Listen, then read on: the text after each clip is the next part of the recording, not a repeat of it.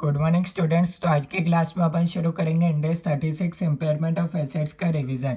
सबसे पहले एक वर्ड आता है इम्पेयरमेंट। इसका क्या मतलब होता है? Decline in the value of asset, यानी कि एसेट की वैल्यू धीरे धीरे आप बोल सकते हो कम होती जा रही है, इसको अपन बोलते हैं इम्पेयरमेंट। तो अब इसके लिए क्या होता है, एक impairment of asset test conduct होता है, ठीक है।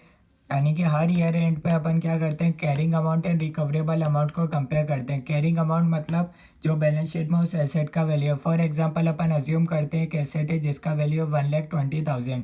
अच्छा, रिकवरेबल अमाउंट कैसे निकालते हैं? देखो, अगर आपको किसी भी एसेट से आपको अमाउंट रिकवर करना है तो आप क्या कर सकते हो, या तो आप उस एसेट को यूज़ करते जाओ या फिर आप क्या कर सकते हो, उस एसेट को सेल कर दो।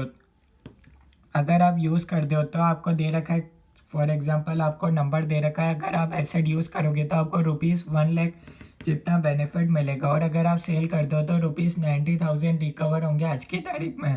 तो अच्छा, आप क्या करना चाहोगे? जिसमें आपका ज़्यादा बेनिफिट होगा आप उसी ऑप्शन को चूज़ करना पसंद करोगे।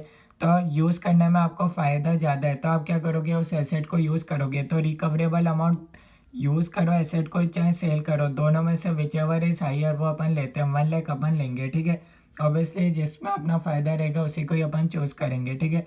यानी कि अपन एसेट को यूज़ करना पसंद करेंगे। 1,00,000 आ गया। अब 1,20,000 एंड 1,00,000 को अपन कंपेयर करेंगे।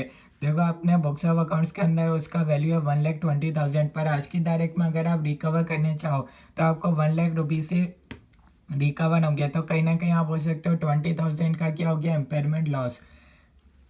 अच्छा, कभी कभार क्या हो सकता है, फॉर एग्जांपल अज्यूम करना रिकवरेबल अमाउंट अपने पास है 1,50,000 और कैरिंग अमाउंट है 1,20,000। तो इस केस में अपने पास क्या हो गया, रिकवरेबल अमाउंट अगर ज़्यादा हो गया तो आप ऐसा नहीं बोल सकते कि आपको इम्पेयरमेंट गेन हो गया। आपके बुक्स ऑफ अकाउंट्स में तो 1,20,000 है, मार्केट में उसका रिकवरेबल अमाउंट कितना है, 1,50,000। तो आप 30,000 का इम्पेयरमेंट गेन बोल दो। इम्पेयरमेंट गेन जैसा कोई वर्ड नहीं होता, ठीक है। अगर रिकवरेबल अमाउंट 1,50,000 होता तो इस केस में अपना इम्पेयरमेंट लॉस नील आता है, ठीक है। इम्पेयरमेंट गेन जैसा कोई वर्ड नहीं होता। जर्नल एंट्री अपने पास क्या होगी, impairment loss. PNL account debit करेंगे, ऑब्वियसली अगर लॉस हो रहा है तो टू इंटेंजिबल एसेट्स, एसेट्स का वैल्यू कम हो रहा है इसलिए उसको क्रेडिट कर देंगे इस अमाउंट से, ठीक है। यूज़ को आप ऑफिशियल बोल सकते हो स्टैंडर्ड के अंदर। जब भी आप एग्जाम में लिखोगे वैल्यू इन यूज़, सेल का मतलब क्या लिखोगे, fair value less cost to sell. Obviously आपका घर का नाम छोटा होता है, स्कूल का नाम बड़ा होता है, ठीक है, सेम उसका बता रखा है। ऑब्वियसली एग्जाम में लिखने जाओ तो वैल्यू इन यूज़ और सेल को क्या लिखना है, fair value less cost to sell, ठीक है। यहाँ तक आपको कोई डाउट है तो आप बता सकते हो, ठीक है। अच्छा, एक आपने वर्ड पढ़ा होगा impairment loss and revaluation loss. थोड़ा सा अंतर बता देता हूँ। इम्पेयरमेंट लॉस में अपन क्या कंपेयर करते हैं, carrying amount and recoverable amount. Revaluation loss में अपन carrying amount and fair value को कवर करते हैं, ठीक है। देखो, दोनों लॉसेस कहीं ना कहीं आप बोल सकते हो डिफरेंट नेचर के। ऐसा मत करना कि दोनों सेम नेचर के हैं, ठीक है। तो कंफ्यूज बिल्कुल भी मत होना। उसके बाद अपन आ जाते हैं अब इसके आगे, इसमें अपन नेक्स्ट आ जाते हैं इसके आगे। तो इम्पेयरमेंट टेस्ट ऑलरेडी मैंने आपको बता दिया। अच्छा है, कौन कौन से एसेट इसके अंदर कवर होंगे इंडेक्स 36 के अंदर। पीपी कवर होंगे, intangible assets, intangible assets, investment property, ये तीन चीज़ें कवर होगी। इसके अलावा आप बोल सकते हो फोर्थ कैटेगरी का एसेट इसके अंदर इंक्लूड नहीं होता है, ठीक है। एक एग्जांपल अपन समझ सकते हैं, बेसिक एग्जांपल ले सकते हो, जैसे कि आप क्या हो, जैसे कि आप बोल सकते हो आप बिस्किट मैन्युफैक्चरिंग कंपनी हो, ठीक है। तब आप क्या कर अब आप देख रहे हो कि अगर आप क्या करोगे, इस मशीन को आज सेल करना चाहोगे तो कितना मिलेगा, 40 लाख। अच्छा, इसमें अपन fair value less cost to sell कैसे निकालते हैं उसके लिए थोड़ा बता रहा हूँ। Selling price of machine minus cost to sell. Obviously आप सेल करने जाओगे तो 40 लाख मिलेंगे, पर उसके लिए हो सकता है आपको कोई नेसेसरी खर्चा करना पड़ेगा तभी जाके वो एसेट सेल होगा। तो उसको अपन माइनस कर देते हैं नेसेसरी एक्सपेंस को, तो अपने पास आ जाता है fair value less cost to cell.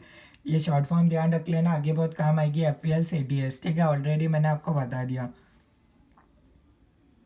अच्छा, वैल्यू एंड यूज़ कैसे निकालते हैं उसके लिए अपन कुछ देख सकते हैं। जैसे कि आपको फ्यूचर ईयर्स दे रखे होंगे 5 ईयर्स, आपको एग्जाम में कैश फ्लो दे रखा है, ठीक है, एक्सपेक्टेड दे रखा है। फिफ्थ ईयर में अपन क्या करेंगे, स्क्रैप वैल्यू को भी ऐड कर देते हैं, ठीक है, क्योंकि अल्टीमेटली इतना भी अपन को रियलाइज होगा ना अल्टीमेटली अपन क्या करेंगे, अगर मशीन का कुछ नहीं करेंगे तो कहीं ना कहीं स्क्रैप वैल्यू तो मिलेगा ही। देखो, आप मशीन को भले ही यूज़ में मत लो, पर ultimately at the end of useful life आपको कुछ ना कुछ स्क्रैप वैल्यू तो मिलेगा ही। और अगर आप मशीन यूज़ कर रहे हो तो भी कहीं ना कहीं आपको स्क्रैप वैल्यू तो मिलेगा ही at the end of useful life. हो सकता है 5 साल बाद आपको मिलेगा ही स्क्रैप वैल्यू, चाहे मशीन यूज़ करो चाहे नहीं करो। तो इसलिए at the end of last year अपन क्या करते हैं, स्क्रैप वैल्यू को भी ऐड कर देते हैं। कैश फ्लो आपको दे रखे होंगे ऑब्वियसली एग्जाम के अंदर, या हाइपोथेटिकल एग्जाम्पल है तो मैंने अपनी मर्जी से लिख रखे हैं। ठीक है, डिस्काउंटिंग फैक्टर ऑलरेडी आपको निकालना आ जाएगा CA फाइनल EFM के अंदर कैसे निकालते हैं। ठीक है, तो ये 10% का आप निकाल सकते हो, दोनों को मल्टीप्लाई कर दोगे प्रेजेंट वैल्यू आ जाएगा, इन सबको ऐड कर दोगे तो ये अपने पास आ जाएगा प्रेजेंट वैल्यू आ जाएगा वैल्यू इन यूज़ का। ठीक है, उससे आप कंपेयर कर सकते हो carrying amount and recoverable amount. ठीक है, cost of disposal, cost to sell के एग्जांपल बता रखे हैं, यहाँ थे ना। कॉस्ट टू सेल का एक और नाम आप बोल सकते हो, कॉस्ट टू डिस्पोजल भी बोल सकते हो। कॉस्ट ऑफ डिस्पोजल एग्जांपल क्या हो गया, legal cost, stamp duty, cost of removing asset etcetera. ठीक है, valuation fee incurred is not a cost of disposal. ये MCQ पॉइंट ऑफ व्यू से ध्यान रख लेना। आपने क्या करा, एक प्रोफेशनल से एडवाइस मांगी कि यार इस एसेट का क्या करना चाहिए, तो अब ऑब्वियसली ऐसा तो ही ना कि आप एडवाइस मांग रहे हो तो एडवाइस मांगने के बाद आप 100% एसेट सेल कर दोगे, ज़रूरी नहीं है। हो सकता है सिर्फ आपने उसकी मार्केट में रेट निकलवा ली उस एसेट की, अब हो सकता है आप सेल नहीं करो, तो इसलिए वैल्यूएशन फी को अपन कॉस्ट ऑफ डिस्पोजल में माइनस नहीं करते हैं। ठीक है, उसके बाद अपने पास आता है value in use. Value in use को अपन उसके बारे में थोड़ा सा डिटेल में बता रखा है, क्या ऐड होता है क्या इग्नोर होता है।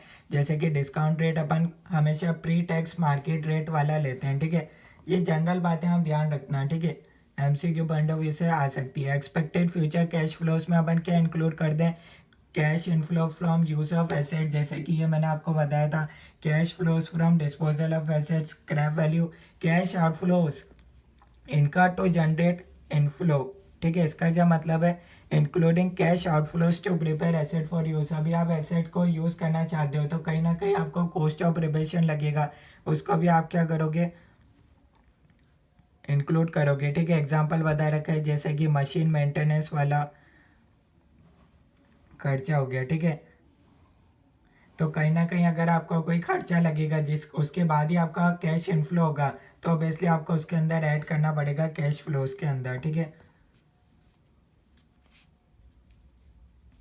उसके बाद अपने पास आता है क्या चीज़ें इग्नोर करनी चाहिए, फ्यूचर कैश इनफ्लोज और outflows expected to arise from a future restructuring plan to which entity is not yet committed.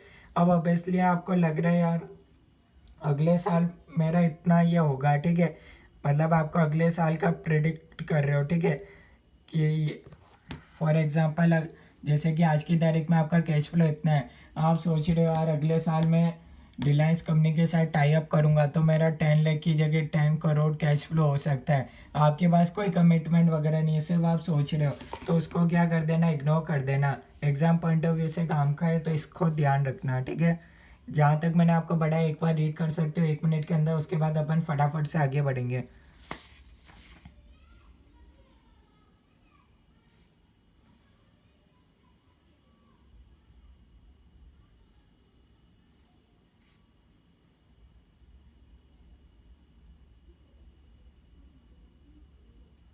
तो उसके बाद अपन आगे बढ़ते हैं। एक नोट आपको दे रखा है, इन measuring value and use cash inflow projection should be based on forecast covering a maximum period of 5 years unless a longer period can be justified. इसका क्या मतलब है, अगर आपको कैश इनफ्लो के प्रोजेक्शंस भी नहीं दे रखे तो आप मैक्सिमम पीरियड कितना अज्यूम करना, 5 years। ठीक है, MCQ पॉइंट ऑफ व्यू से रीड कर लेना, अदरवाइज एग्जाम के अंदर आपको हमेशा दे रखे होंगे cash flow. Guidance on foreign currency future cash flows. If any cash flow arise in foreign currency, then such cash flow are to be converted to present value using discounted factor of foreign currency, and such present value is converted into home currency using spot rate। ठीक है, spot rate on the date of value in use calculation। बिल्कुल समझ में नहीं आए तो आप example के तौर पे समझ सकते हो। ठीक है, फॉर एग्जाम्पल आपकी इंडियन कंपनी, ठीक है, अभी आपके पास 1 अप्रैल 2022 मशीन है, ठीक है, खरीदे आपने। अब ये मशीन से आप क्या करोगे, कहीं ना कहीं आप आउटपुट बनाओगे बिस्किट, ठीक है, और ये बिस्किट आप इंडिया के अंदर सेल नहीं करोगे, सारे बिस्किट आउटसाइड इंडिया सेल कर दोगे, यूएस वगैरह एक्सपोर्ट करोगे। तो उसमें आपका कैश फ्लो सारा इंडियन रुपी में तो होगा नहीं, डॉलर के अंदर होगा। तो ईयर एंडेड आप देखोगे अगले साल 23, 24, 25 आपका कैश फ्लो इतना डॉलर के अंदर आएगा। तो अब इधर डिस्काउंटिंग फैक्टर आप इंडिया का लोगे या यूएस का लोगे, ये सबसे बड़ा डाउट आपके पास आता है, ठीक है। तो इसमें यह बता रखा है अगर कैश फ्लो आपका राइज होता है फॉरेन करेंसी के अंदर, तो आप क्या कर सकते हो, कैश फ्लो को कन्वर्ट कर सकते हो by using discounting factor of foreign currency. तो अब ऑब्वियसली जैसा कैश फ्लो वैसा डिस्काउंटिंग रेट, हमेशा ध्यान रखना। कैश फ्लो अगर डॉलर में तो डिस्काउंटिंग फैक्टर आप हमेशा डॉलर का ही लोगे, ठीक है, जैसा कैश फ्लो वैसा डिस्काउंटिंग रेट। तो अब ये वाला डिस्काउंटिंग रेट लोगे, उससे आप प्रेजेंट वैल्यू निकालोगे, या आपकी इतनी प्रेजेंट वैल्यू आ जाएगी, ठीक है। अब आपका क्या आ गई, प्रेजेंट वैल्यू आ गई। प्रेजेंट वैल्यू ऑब्वियसली डॉलर के अंदर आई, तो उसको होम करेंसी के अंदर कन्वर्ट कैसे करोगे, स्पॉट रेट से। स्पॉट रेट कौन सी होती है, rate on the date of value and use calculation. यानी कि स्पॉट रेट आप कब की लोगे, 1 अप्रैल 2022 की आपको दे रखी है, ना कि आपको कन्वर्शन रेट हर ईयर के एंड पे दे रखी है, उसको आप लोगे, ठीक है। ऐसा रूल होता है, ये आप ध्यान रख लेना। यूजिंग स्पॉट रेट यानी कि आज जो रेट चल रही है उस हिसाब से आप क्या करोगे, कन्वर्ट करोगे, इसको इससे मल्टीप्लाई कर दोगे, आपके पास वैल्यू इन यूज़ आ जाएगा। ज़्यादा काम का नहीं, इतना सिर्फ आप समझते हुए चलना। Not possible to estimate either fair value less cost of disposal और वैल्यू इन यूज़। अगर किसी केस के अंदर आप ये कंप्यूटिंग कर सकते हैं तो वैल्यू इन यूज़ क्या हो जाएगा, रिकवरेबल अमाउंट हो जाएगा। अगर fair value less cost to sell आप कंप्यूटिंग कर सकते हैं तो उस केस में value in use equals to recoverable amount होता है। और अगर वैल्यू इन यूज़ किसी केस के अंदर आप कंप्यूटिंग कर सकते हैं तो उस केस में ऐसा मत बोल देना fair value less cost of disposal equal हो जाएगा रिकवरेबल अमाउंट का, ऐसा नहीं होता है, ठीक है। Recoverable amount can not B estimated and will do impairment testing in CGO, ठीक है। तो ये आप ध्यान रखना, बस थोड़ा सा एक आपको नोट बता रखा है, ठीक है। किस केस में रिकवरेबल अमाउंट इक्वल होगा नहीं होगा, ये थोड़ा सा आप ध्यान रखना, ठीक है। उसके बाद अपने पास नेक्स्ट टॉपिक आता है ट्रीटमेंट ऑफ इम्पेयरमेंट लॉस, ठीक है। ट्रीटमेंट ऑफ इम्पेयरमेंट लॉस, अब ऑब्वियसली आपके पास इम्पेयरमेंट लॉस आ गया तो उसका दो तरीके से ट्रीटमेंट हो सकता है। अगर आपका एसेट था कॉस्ट मॉडल पे तो आप क्या कर देना, उसको लॉस को पीएनएल के अंदर डाल देना। अगर रिवैल्यूएशन मॉडल पे था तो क्या होगा, सेम कंसेप्ट होगा जैसा कि आप रिवैल्यूएशन लॉस के अंदर अप्लाई करते थे, ठीक है। अगर सबसे पहले रिवैल्यूएशन सरप्लस एग्जिस्ट कर दे तो ओसीआईएनआर के अंदर डाल देना। और अगर उसके बाद भी कोई एक्सेस लॉस है, यानी कि ऑब्वियसली सबसे पहले ओसीआईएनआर में से सेटअप करोगे, उसके अलावा भी एक्सेस लॉस है पीएनएल के अंदर डाल सकते हो। अगर रिवैल्यूएशन सरप्लस एग्जिस्ट नहीं करता तो आप इम्पेयरमेंट लॉस को पीएनएल के अंदर डाल दोगे। सेम ट्रीटमेंट होगा जैसा आप रिवैल्यूएशन लॉस के अंदर करते थे। इसके लिए आप इंडेक्स 16 रेफर कर सकते हो, ठीक है। एक एग्जांपल आप भले ही रेफर कर सकते हो, जैसे कि इम्पेयरमेंट लॉस बता रखा है treatment for asset eight revaluation model. आपको कॉस्ट बता रखी है 10 लाख, लाइफ है 10 years. Next year obviously 1 lakh का डेप्रिसिएशन आ जाएगा, कैरिंग अमाउंट आ गया 10 - 1 9। उस दिन आपको फेयर वैल्यू क्वेश्चन के अंदर गिवन है 15 लाख, तो यहाँ कहीं ना कहीं आपका रिवैल्यूएशन गेन आ जाएगा 6 लाख। अब ये आप कहाँ डालते थे, पहली बार गेन आ रहा है ओसीआईएनआर के अंदर डालते थे। उसके बाद ये आपके पास रिवाइज्ड कैरिंग अमाउंट आ जाएगी आफ्टर रिवैल्यूएशन गेन, कितना हो गया 15 लाख। लाइफ ऑब्वियसली 1 साल यूज हो गया, 9 ईयर्स रह जाएगी। ये आपके पास डेप्रिसिएशन आ गया, उसके बाद ये कैरिंग अमाउंट आ गया। रिकवरेबल अमाउंट अगेन आपको, अब यहाँ आपको रिकवरेबल अमाउंट दे रखा है, देखो फेयर वैल्यू दे रखा था तो रिवैल्यूएशन गेन आएगा, रिकवरेबल अमाउंट यानी कि इम्पेयरमेंट लॉस आएगा। ये आपके पास आ गया 1.33 लाख का। तो इसको आप क्या सबसे पहले पीएनएल के अंदर डालोगे क्या, नहीं, पहले आपके पास ऑब्वियसली ओसीआईएनआर के अंदर गेन था तो उसके साथ सेट ऑफ करोगे। तो यहाँ तक आपको कोई डाउट है तो आप बता सकते हो, उसके बाद अपन आगे बढ़ते हैं। अच्छा, फ्रीक्वेंसी ऑफ इम्पेयरमेंट टेस्ट एक अपने पास टॉपिक आता है, ठीक है। whenever there is any indication that an asset may be impaired। आखिर इम्पेयरमेंट टेस्ट कब करना चाहिए, 8 साल करना चाहिए, 5 साल में एक बार करना चाहिए, तो इसके लिए बता रखा है। अगर आपको ये इंडिकेटर्स मिलते हैं तब आपको करना चाहिए। एक्सटर्नल दे रखे हैं, इंटरनल दे रखे हैं, सिर्फ रीड कर सकते हो, ठीक है, इतने काम के नहीं। एक्सटर्नल इंडिकेटर्स क्या होते हैं, जैसे कि मार्केट वैल्यू डिक्लाइन हो गया, significant changes in technology, market conditions, economic, legal environment. Technology के अंदर बहुत ज़्यादा चेंजेस आ गया। Market interest rates have increased and likely to effect discount rate, ठीक है। कहीं ना कहीं मार्केट में जो इंटरेस्ट रेट थी वो बढ़ गई और उसका इफेक्ट डिस्काउंटिंग रेट पे आएगा। जैसे कि एग्जांपल ले सकते हो, कैश फ्लो आपका 100 है, पहले डिस्काउंटिंग फैक्टर 9% था, तो उससे प्रेजेंट वैल्यू थी 91.7 कैश फ्लो की। अगर डिस्काउंटिंग फैक्टर बढ़ गया तो उससे आपका प्रेजेंट वैल्यू आप देख सकते हो कैश फ्लो का कम हो रहा है, ठीक है। इंटरनल इंडिकेटर्स क्या हो सकते हैं, जैसे कि physical damage to asset, asset idle हो गया, ठीक है। जो काम के लिए आप मशीन लाए थे ऑब्वियसली अब आपने वो बिजनेस बंद कर दिया, ठीक है। Useful life of asset becomes finite to infinite. पहले जब आप लाए थे तो आपने सोचा था इसकी लाइफ इनफाइनाइट हो गया, फाइनाइट हो गई। इकोनॉमिक परफॉर्मेंस वर्स हो गया देन एक्सपेक्टेड, ठीक है। सिर्फ आप रीड कर सकते हो। उसके बाद बता रखा है requirement for annual impairment test in case of following assets. इन केसेस के अंदर आपको हर साल इम्पेयरमेंट टेस्ट करना है। अगर इंटेंजिबल एसेट्स का इनफाइनाइट यूजफुल लाइफ है, इंटेंजिबल एसेट्स अंडर डेवलपमेंट है, goodwill acquired in a business combination, ठीक है।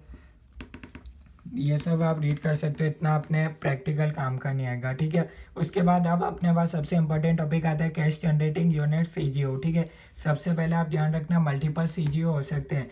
सीजीओ क्या होते हैं, group of assets that generates cash flow. देखो क्या होगा, आपके बिजनेस के अंदर 4-5 मशीन हो सकता है, मिलके क्या करे, कैश फ्लो जनरेट करे, ठीक है। फॉर एग्जांपल आप ऑनलाइन क्लास के अंदर देखते हो, अब सिर्फ आप बोल सकते हो सिर्फ आपके लिए वो स्क्रीन काम की क्या, ऑब्वियसली कहीं ना कहीं उसके अंदर पर्सन बैठेगा, माइक का यूज़ करेगा, स्क्रीन लगाएगा, ठीक है, टेबल रखेगा, तो तब जाके कहीं ना कहीं आप बोल सकते हो कोई कैश फ्लो जनरेट होगा। उसमें सिर्फ आपके पास माइक है, ठीक है, सिर्फ आपके पास कैमरा है, तो उससे कहीं ना कहीं आपका कैश फ्लो जनरेट नहीं होगा, ठीक है। ऑब्वियसली जब 2-3 एसेट मिलते हैं तब जाके आपका कैश फ्लो जनरेट होता है, उसी को अपन बोलते हैं कैश जनरेटिंग यूनिट्स। थोड़ा सा आपको प्रैक्टिकल पता होगा तो आप एग्जांपल को रिलेट कर सकते हो। एग्जांपल नंबर 1 बता रखा है इम्पेयरमेंट टेस्ट ऑफ सीजीओ कैसे कंडक्ट होता है। जैसे कि आप बोल सकते हो लैपटॉप, कैमरा, माइक, आईपैड, ये सब जाके मिलेंगे तब जाके आप बोल सकते हो कहीं ना कहीं आपके लिए कैश फ्लो जनरेट होगा। इस केस में आपको क्या दे रखा है, जैसे कि कैरिंग अमाउंट आपके पास गिवन है, रिकवरेबल अमाउंट गिवन है, तो इससे आप इम्पेयरमेंट लॉस निकाल सकते हो। इम्पेयरमेंट लॉस फॉर एग्जांपल 130 आया, इसको किस रेशो के अंदर एलोकेट करना चाहिए, कैरिंग अमाउंट के रेशो के अंदर एलोकेट करना चाहिए, पहली बात, ठीक है। उसके बाद सेकेंड एग्जाम्पल अपने पास आता है गुडविल। देखो गुडविल का इंडिविजुअल इम्पेयरमेंट टेस्ट पॉसिबल नहीं है। फॉर एग्जाम्पल देखो आप अपना बिजनेस बंद कर दो, ठीक है। For example Parle G company क्या करे, बिस्किट बनाना बंद करे, सिर्फ उसका मार्केट में नाम है, तो कहीं ना कहीं उससे मार्केट में नाम होने से तो ही ना आपका कैश फ्लो जनरेट हो जाएगा। ऑब्वियसली गुडविल तब काम आएगा जब आप ऑब्वियसली बिजनेस कर रहे हो, ठीक है, कोई प्रोडक्ट सेल कर रहे हो, तब जाके वो गुडविल उसके साथ में काम आएगा, ठीक है।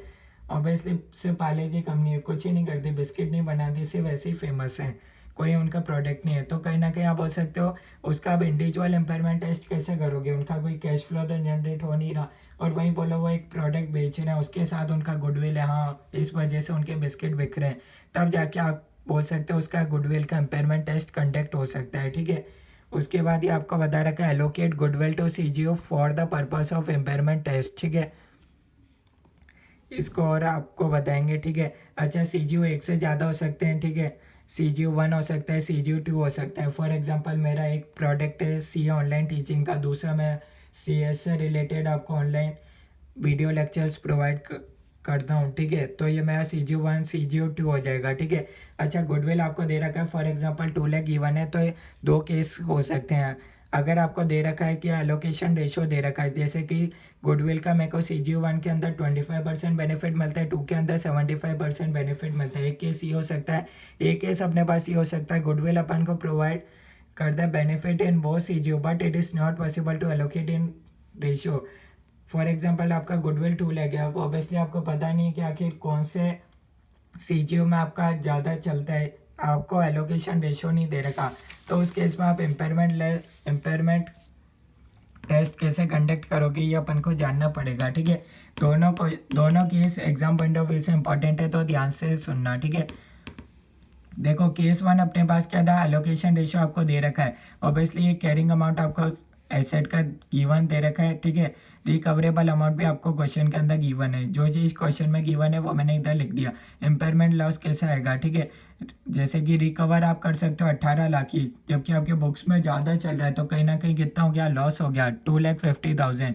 अब इसको आप क्या करोगे, 2,50,000 है, सबसे पहले आप इसको एलोकेट कर दोगे गुडविल, यानी कि सबसे पहले गुडविल को हटा दो। 2,50,000 में से 50,000 को राइट ऑफ कर दो गुडविल। अब आपका लॉस कितना बचा, 2 लाख। तो बैलेंस लॉस को 2 लाख को आप इन तीनों के रेशियो के अंदर एलोकेट कर दो। 10 lakh divided by 20 lakh into 2 lakh, फिर बाकी वो अदर एसेट्स में कैरिंग अमाउंट के रेशियो के हिसाब से बढ़ जाएगा। अच्छा, मैंने पहले ऐसा क्यों बोला कि आप गुडविल को सबसे पहले राइट ऑफ कर दो, क्योंकि अगर गुडविल आपका रियल के अंदर एग्जिस्ट करता ना तो इम्पेयरमेंट लॉस अकर ही नहीं होता। अगर आपका मार्केट में सही में इतना इज्जत होता तो कहीं ना कहीं आपका ऐसा क्यों होता कि इम्पेयरमेंट लॉस आता। अगर आपका सही में गुडविल होता तो आपका इम्पेयरमेंट लॉस आता ही नहीं, इसलिए बता रखा है अगर आपका लॉस आ रहा है तो सबसे पहले गुडविल तो हटा ही दो, राइट ऑफ कर दो, उसके बाद जो लॉस है अदर एसेट्स में डाल सकते हो। CGO2 अपने पास, अब जैसे कि अब अपने पास दे रखा है एक और CGO आपको दे रखा है, ऑब्वियसली ये था 25% था ना, 2 लाख का 25% 50,000। दूसरे CGO में आपको एलोकेशन रेशियो दे रखा है 1,50,000। अब इसमें आपको क्या दे रखा है, रिकवरेबल अमाउंट ज़्यादा है, तो इसमें इम्पेयरमेंट लॉस नहीं लाएगा, आपको कुछ करने की ज़रूरत नहीं है, ठीक है। देखो केस 1 के अंदर 2 CGO थे, कंफ्यूज बिल्कुल मत होना। केस 2 के अंदर आपको बता रखे हैं अगर गुडविल अनएलोकेबल है तो इस 2 लाख के लिए अपन क्या करेंगे, 2 स्टेजेस फॉलो करेंगे। फर्स्ट स्टेज के अंदर अपन क्या करेंगे, इंडिविजुअल CGO को टेस्ट करेंगे विदाउट गुडविल। फॉर एग्जांपल आप भूल जाओ गुडविल नाम की कोई चीज़ है, अब जाके इम्पेयरमेंट टेस्ट कंडक्ट करो, ठीक है। वो 2 लाख वाला अमाउंट भूल जाओ, उसके अलावा आप ये कैरिंग अमाउंट, उससे आप क्या निकाल लो, इम्पेयरमेंट लॉस निकाल लो दोनों CGO का, ठीक है। सेकेंड स्टेज के अंदर आप क्या करोगे, कंबाइन कर दो CGO 1 और 2 को प्लस गुडविल, ठीक है, यानी कि सबको मिला दो। तो अब कहीं ना कहीं सेकंड स्टेज में आपके पास क्या आ जाएगी, CGO 1 की जैसे कि कैरिंग अमाउंट कितनी थी, या आपके पास revised carrying amount from stage 1 आ जाएगी 18 लाख हो गई। CGO 2 की आपकी दे रखा है अगर इम्पेयरमेंट लॉस नहीं है तो 16 लाख रहेगा, ठीक है। गुडविल आपको दे रखा है, ठीक है, 2 लाख, ठीक है।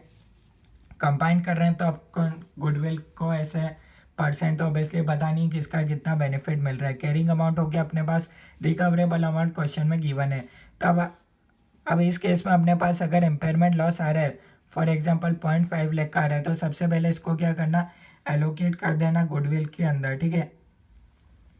इसमें क्या करना, सबसे पहले एलोकेट कर देना, तो ये 50,000 सबसे पहले एलोकेट कहाँ हो जाएगा, 50,000 के अंदर। अच्छा, आपको डाउट आ रहा होगा, ठीक है, एक नोट दे रखा है उसके लिए, इन stage 2 impairment loss can not be more than 2 lakh. अच्छा, इम्पेयरमेंट लॉस आपका कितना नहीं हो सकता, 2 लाख से ज़्यादा नहीं हो सकता। As in stage 2 we came to test only for goodwill as CGO 1 and CGO 2 are already tested for impairment, ठीक है। ऑब्वियसली सबसे पहले अपन इसमें से क्यों माइनस करा, क्योंकि CGO 1 एंड CGO 2 का ऑलरेडी इम्पेयरमेंट टेस्ट हो चुका था, तो थोड़ा सा आपको बेसिक आइडिया रहेगा तो आप ये क्वेश्चन सॉल्व कर सकते हो। उसके बाद अपने पास आता है कॉर्पोरेट एसेट का एग्जांपल आता है। कॉर्पोरेट एसेट क्या हो गया, फॉर एग्जांपल मैं ऑनलाइन नोट सेल कर दूँ तो कहीं ना कहीं मेरे पास एडमिन ऑफिस भी रहता है, उसके अंदर 3 लोगों का स्टाफ है, ठीक है। तो अब कहीं ना कहीं आप बोल सकते हो जो एडमिन ऑफिस हो गया, ठीक है, ऑब्वियसली सेल्स ऑफिस आप बोल सकते हो, उसका अलग से मेरे को कोई कैश फ्लो नहीं मिलता। ऑब्वियसली कहीं ना कहीं आप उसके लिए थोड़ी ना पे करते हो, सिर्फ आप नोट्स मेरे से बाय कर लेते हो, तो कहीं ना कहीं जबकि वो मेरे लिए हेल्पफुल रहे, ठीक है, corporate asset admission office sales office, तो उस केस में क्या होगा, individual cash flow not there from corporate asset, मेरे को उससे कहीं ना कहीं कैश फ्लो नहीं मिल रहा, तो उस केस में मेरे को क्या करना चाहिए, allocate to CGO for impairment test. जैसे गुडविल अपन लेते थे वैसे इधर क्या होगा, कॉर्पोरेट एसेट अपन लेंगे, ठीक है। इसमें भी 2 केस हो सकते हैं, कॉर्पोरेट एसेट एलोकेबल हो सकता है, दूसरा अपने पास क्या हो सकता है, कॉर्पोरेट एसेट अनएलोकेबल हो, ठीक है। तो उसके लिए अपन क्या करेंगे, सबसे पहले आपको केस नंबर 1 दे रखा है, अगर कॉर्पोरेट एसेट क्या बता रखा है, एलोकेबल है, तो ये आपको परसेंट दे रखा होगा, 10 लाख भी गिवन होगा, परसेंट भी गिवन है, तो उससे आप क्या निकाल सकते हो, इम्पेयरमेंट लॉस। फॉर एग्जांपल यहाँ आपका आ गया 3 लाख का, अब 3 लाख को किस रेशो के अंदर डिवाइड करोगे, तो आप क्या करना है, इक्वली एलोकेट कर देना in both other assets and corporate asset in ratio, ठीक है, यानी कि इक्वल रेशियो के अंदर डिवाइड कर देना corporate asset and other assets में, ठीक है। तो ये आपको दे रखा है, जैसे कि आप ले सकते हो टोटल कितना हो जाएगा 10 लाख डिवाइडेड बाय 23 लाख, 3 लाख का इम्पेयरमेंट लॉस था। तो इस हिसाब से आप इक्वली एलोकेट कर सकते हो, ठीक है, 3 लाख को सभी के अंदर, ठीक है। उसके बाद CGU2 के अंदर इम्पेयरमेंट लॉस नहीं आ रहा तो नील कर देना। उसके बाद केस नंबर 2 क्या हो सकता है, कॉर्पोरेट एसेट अनअलोकेबल है। तो इस केस में आप क्या करोगे, इंडिविजुअल CGU का टेस्ट करना है, जैसे विदाउट गुडविल करते थे, विदाउट कॉर्पोरेट एसेट करना। इस केस में आपको इम्पेयरमेंट लॉस पता चल जाएगा कितना आ रहा है दोनों CGU का। सेकंड स्टेप में क्या करना, सबको कंबाइन कर देना, CGU1 2 प्लस कॉर्पोरेट एसेट। तो इससे आप निकाल लेना आपका इम्पेयरमेंट लॉस कितना आ रहा है। फॉर एग्जांपल 3 लाख आ रहा है, तो इसको क्या आप इक्वली डिवाइड करोगे क्या, नहीं, सिर्फ कॉर्पोरेट एसेट के अंदर ही डालना। क्यों कॉर्पोरेट एसेट के अंदर क्यों डालना, क्योंकि ऑब्वियसली CGU1 और CGU2 का अलग से इम्पेयरमेंट टेस्ट स्टेप 1 के अंदर हो चुका था, तो इसलिए अगली बार जो आ रहा है उसको स्टेप नंबर 2 क्यों आ रहा है, ताकि अपन को पता चले इस कॉर्पोरेट एसेट की वजह से आपको कितना इम्पेयरमेंट लॉस हो रहा है। ऑब्वियसली इंडिविजुअल तो अपन ने देख लिया था, विदाउट कॉर्पोरेट एसेट आपको कितना इम्पेयरमेंट लॉस आ रहा था। तो अगली बार आता है उसको सिर्फ आप कॉर्पोरेट एसेट के अंदर डाल देना, ठीक है। रीज़न बता रखा है CGU1 and 2 are already tested, no loss allocation in stage 2, ठीक है। अच्छा, एक एग्जांपल अपन ये देख सकते हैं, एक CGU अपने पास है, एक कॉर्पोरेट एसेट है, गुडविल। अगर ये सारी चीज़ें मिलाकर आपके पास एग्जाम में क्वेश्चन आ जाए तो क्या करोगे, कैरिंग अमाउंट आपको गिवन रहेगा, रिकवरेबल अमाउंट लिख लेना, इम्पेयरमेंट लॉस आपको निकालना आता ही है 7 लाख आया। अब इसको एलोकेशन किस रेशो में करना है, सबसे पहले गुडविल को राइट ऑफ कर देना, उसके अलावा जो लॉस है वो इक्वल रेशो के अंदर डिवाइड कर देना, ठीक है।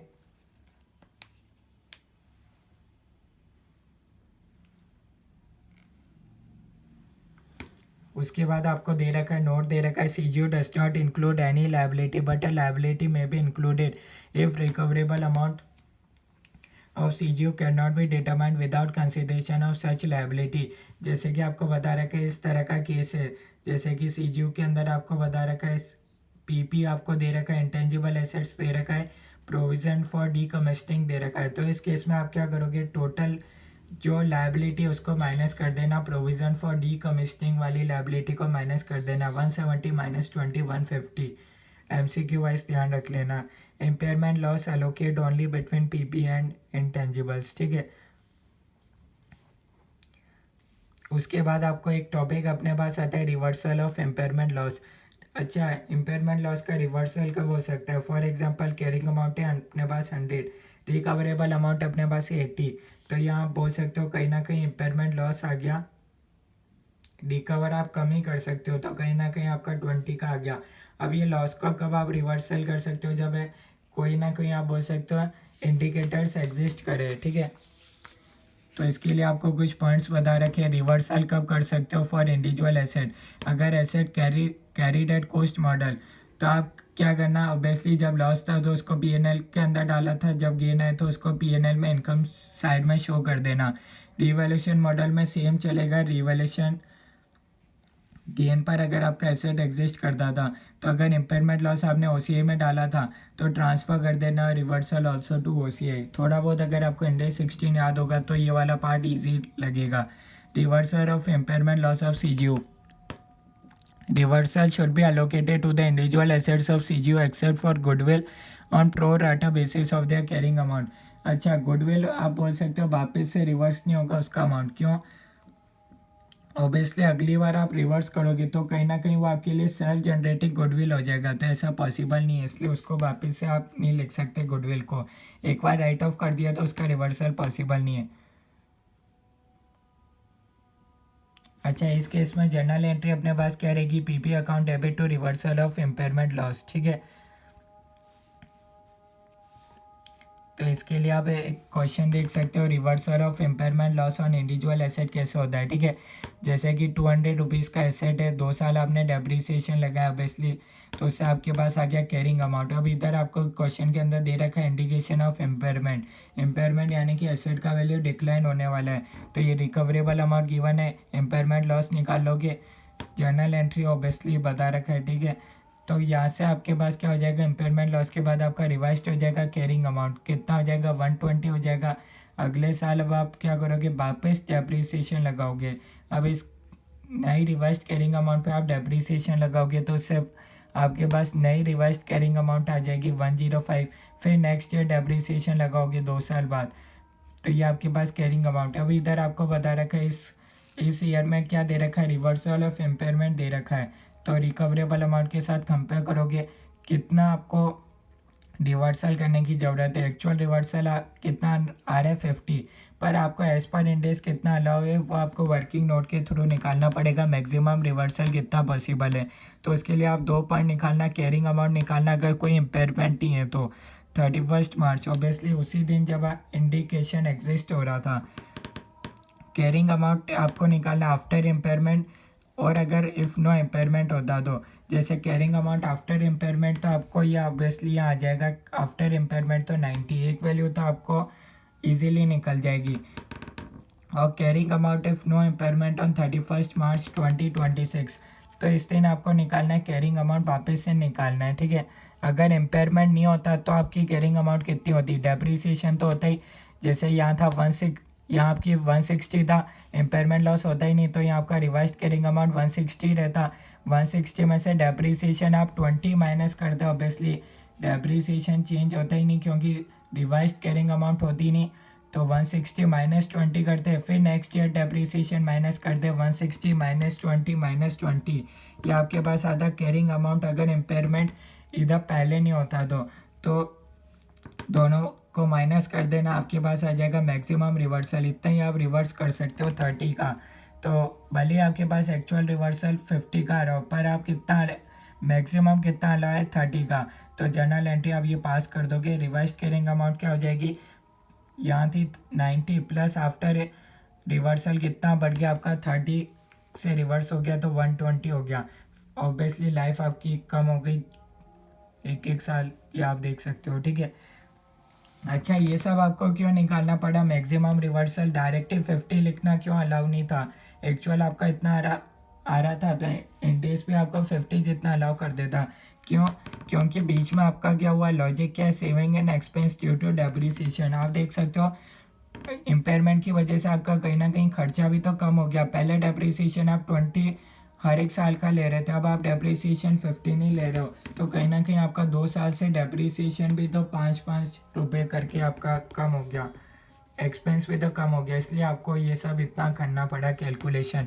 अच्छा, इम्पेयरमेंट लॉस का रिवर्सल कैसे करोगे अगर सीजीयू का केस है तो देखो मैंने बता रखा है गुडविल का रिवर्सल पॉसिबल नहीं है, ठीक है। तो इस केस में आप क्या करोगे, सीजीयू के अंदर अदर एसेट्स दे रखा है, गुडविल दे रखा है और टोटल, ठीक है। अदर एसेट्स के अंदर लैपटॉप, कैमरा, आईपैड, इन सबका मिला के आपको कॉस्ट दे रखा है, गुडविल अमाउंट दे रखा है, ठीक है। फर्स्ट ईयर आपने डेप्रीसिएशन लगाया, कैरिंग अमाउंट आपके पास आ जाएगा। अब इधर आपका क्या हो रहा था, इम्पेयरमेंट आ रहा था, यानी कि decline in value of asset. Recoverable amount आपके पास गिवन होगा, दोनों को कंपेयर कर लेना, आपके पास आ जाएगा इम्पेयरमेंट लॉस, उससे आपके पास ऑब्वियसली ये माइनस करोगे रिवाइज्ड कैरिंग अमाउंट आ जाएगा, ठीक है। ऑब्वियसली एक साल आपने डेप्रीसिएशन लगाया तो आपकी लाइफ 9 ईयर्स ही रह गई, ठीक है। पहले थी 10 ईयर्स, अब आपकी 9 ईयर्स रह गई। फिर अगले साल आपने डेप्रीसिएशन लगाया नई रिवाइज्ड कैरिंग अमाउंट पे, तो ये आपका इतना कैरिंग अमाउंट आ गया, ठीक है। अच्छा, आपका इम्पेयरमेंट लॉस आया, पहले सबसे पहले अपन राइट ऑफ किससे करते हैं, गुडविल से करते हैं, ये आपको पता होगा, ठीक है।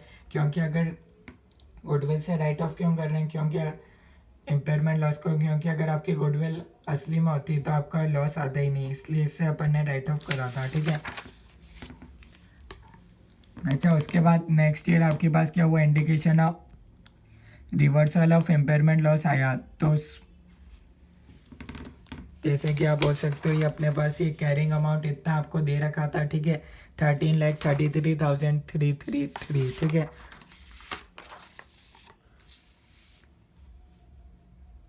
फिर आप क्या कर सकते हो, मैक्सिमम इम्पेयरमेंट लॉस निकाल सकते हो, सेम तरीका रहेगा, ठीक है, उसके अंदर कोई चेंजेस नहीं रहेगा जो मैंने आपको बताया।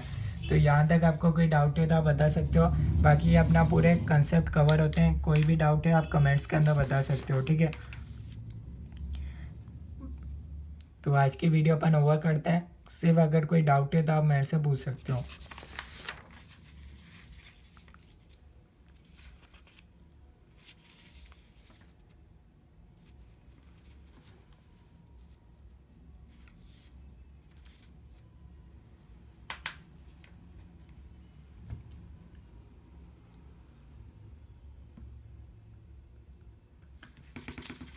अच्छा, एक लॉजिक का आप ये पूछ सकते हो, जैसे कि मैंने आपको बताया था किसी केस के अंदर अगर आप वैल्यू इन यूज़ को कंप्यूट नहीं करते, तो मैंने आपको बताया था fair value less cost to sell recoverable amount के बराबर नहीं होगा, ठीक है, दोनों सेम नहीं होगा। क्यों ऐसा मैंने बताया था, क्योंकि fair value less cost to sell का क्या मतलब है, जनरली आप एसेट को अगर आज सेल करोगे तो आपको कितना मिलेगा, जबकि आप एक्चुअल में थोड़ी ना सेल करना चाहते हो, ठीक है। इन डे 16, 38, 14 में कहीं ना कहीं आपका ऑब्जेक्टिव क्या रहता है, 16 इन डेज पे इस अकॉर्डिंग बनाया गया आप एसेट को यूज़ कर रहे हो, 38 भी इस अकॉर्डिंग बनाया। आप डेफिनेशन पढ़ोगे तो कहीं ना कहीं आप क्या कर रहे हो, लॉन्ग टर्म कैपिटल अप्रिसिएशन कर रहे हो।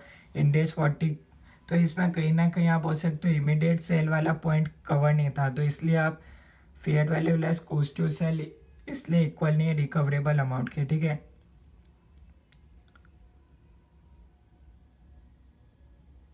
यहाँ आप एक तरीके से बोल सकते हो, ठीक है, ये सब आप ध्यान रख लेना।